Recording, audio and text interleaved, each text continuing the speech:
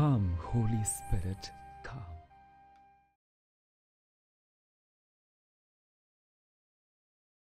সকলকে জয় যিশু। আজ 25শে মে। আজ খ্রিস্ট মণ্ডলী মহাচার্য বিডের স্মরণ দিবস পালন করছে।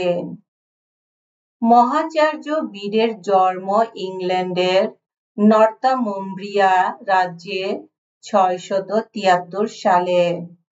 মাত্র 11 বছর বয়সে তিনি জ্যারো নগরে স্থিত মঠাশ্রমটিতে সেই যে যোগদান করলেন, জীবনে আর কখনো মঠের বাইরে পা দিলেন না।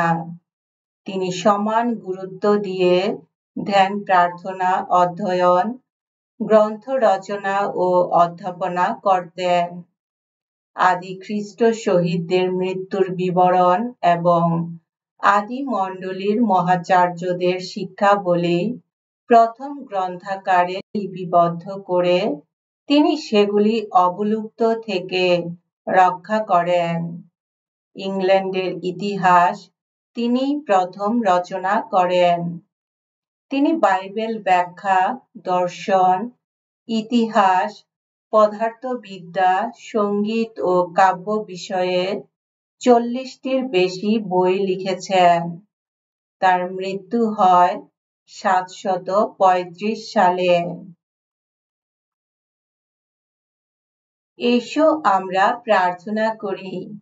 হে সর্বজ্ঞানের আধার, মহাচার্য বিড তার ধর্ম শিক্ষার আলোকে সমস্ত খ্রিস্ট মণ্ডলীকে আলোকিত করে তুলেছিলেন।